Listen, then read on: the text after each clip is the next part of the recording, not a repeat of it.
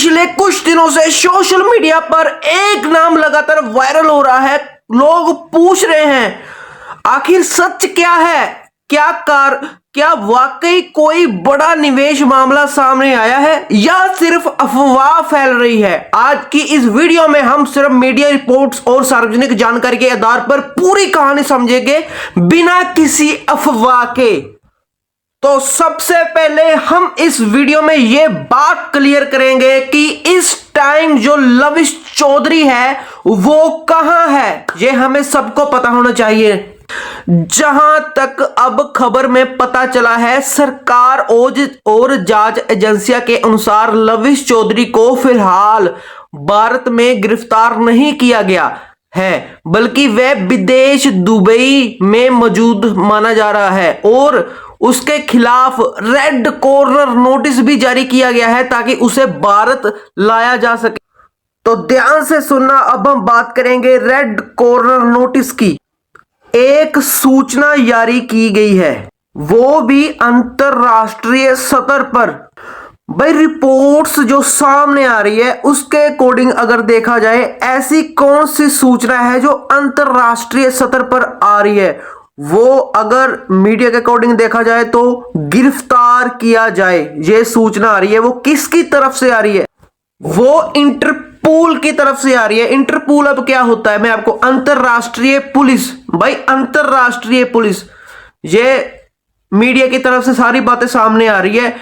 इस सभी को मिलाकर ही हम रेड कॉर्नर नोटिस बोलते हैं। जब इंटरपोल अंतरराष्ट्रीय जो पुलिस होती है वो एक सूचना देती है अंतरराष्ट्रीय स्तर पर कि किसी व्यक्ति को भी गिरफ्तार किया जा सकता है इसमें, तो इसको ही हम रेड नोटिस कॉर्नर कहते हैं। जो गिरफ्तारी के लिए होता है वो रेड कॉर्नर नोटिस होता है, और जो हम किसी की लोकेशन पकड़ते हैं ना, जैसे कोई भाग गया है तो उसको ब्लू कॉर्नर नोटिस कहा जाता है।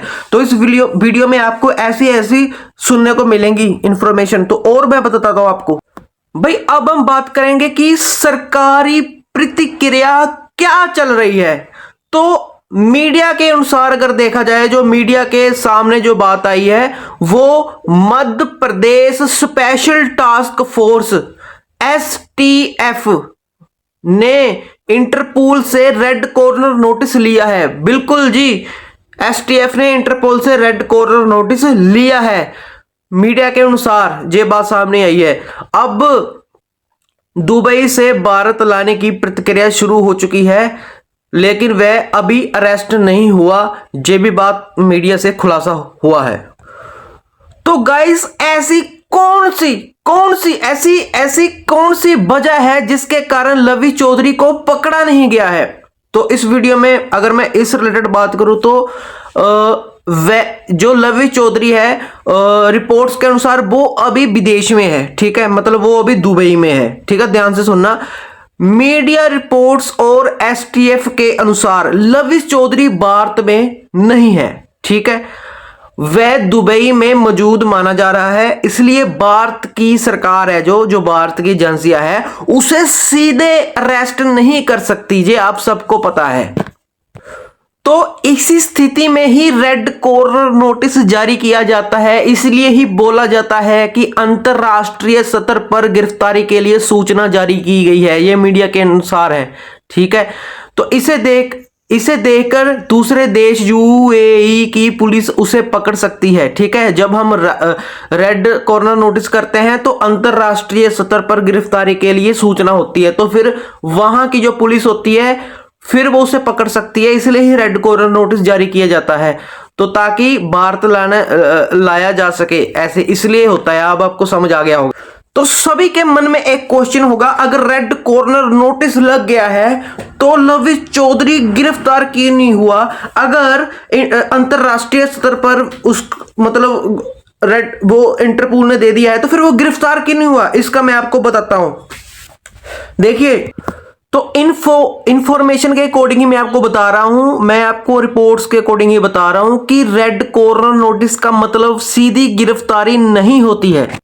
ये सिर्फ एक अलर्ट होता है, जैसे इंटरपोल द्वारा एक इंटरनेशनल अलर्ट, लेकिन अलर्ट हम करते हैं ना किसी को, तो इसका मतलब गिरफ्तारी नहीं होती, इसका मतलब है कि व्यक्ति खोजा जाए और अगर मिले तो गिरफ्तार किया जाए, ठीक है, लेकिन वह ऑटोमेटिक अरेस्ट नहीं है, ठीक है। तो रिपोर्ट्स के अनुसार लवी चौधरी फिलहाल दुबई में है और भारत की एजेंसियां सीधा उसे पकड़ नहीं सकती, ऐसा कहा जा रहा है। रिपोर्ट्स के अनुसार अगर हमने किसी दूसरे देश में व्यक्ति है उसे गिरफ्तार करना है, ठीक है, तो भारत को दुबई सरकार से कानूनी अनुमति लेनी पड़ सकती है। तो इसमें दोनों देशों की अदालत और कानूनी प्रक्रियाएं पूरी करनी पड़ सकती है मीडिया के अनुसार, और इसलिए अभी तक वह भारत में गिरफ्तार नहीं हुआ, ये भी एक खबर मिल रही है मुझे मीडिया से। अब कहने का सीधा सीधा मतलब है कि हम लोग सोच लेते हैं कि ये काम बिल्कुल हो गया, लेकिन मीडिया के अनुसार इंफॉर्मेशन ये मिल रही है कि एसटीएफ और ईडी पहले पूरी जांच कर रही है, मतलब अभी जांच चल रही है, मतलब जो मीडिया के अनुसार आरोप लगे हैं बता रहे हैं वो अभी उसकी जांच चल रही है, वो अभी साबित कुछ भी नहीं हुआ, तो ठीक है, ताकि कानूनी गलती ना हो, इसलिए जांच और एक्स्ट्राडेटिंग पूरी होने के बाद ही मीडिया के अनुसार अरेस्ट हो सकता है, कोई भी बंदा होता है, ऐसे होता है।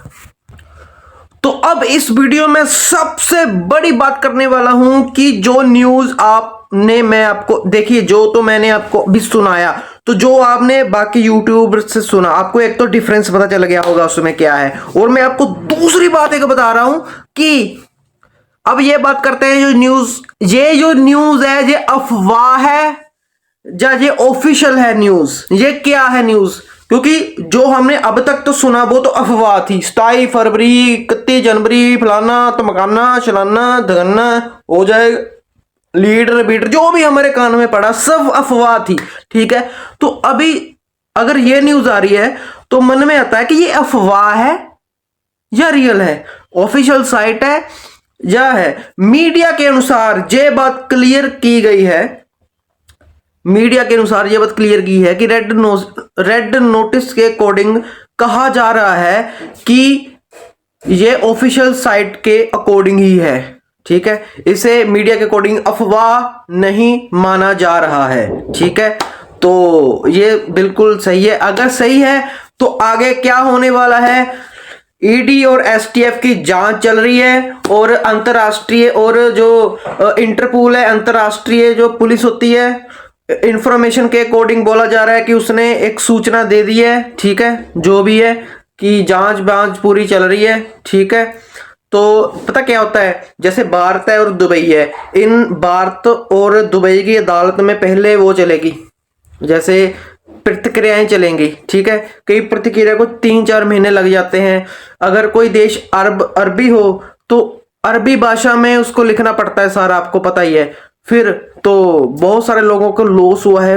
ये सारी इंफॉर्मेशन मैंने आपको दी है तो बहुत सेफ बेस से दी है, क्योंकि स्ट्राइक का बहुत खतरा हो जाता है। तो ये सिर्फ इंफॉर्मेशन जो मैंने दी है ये सिर्फ मीडिया के, मैं खुद नहीं बोल रहा हूँ, मीडिया के अनुसार है, और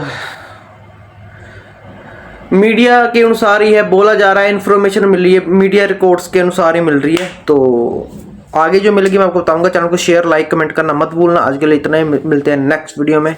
जय हिंद, वंदे मातरम।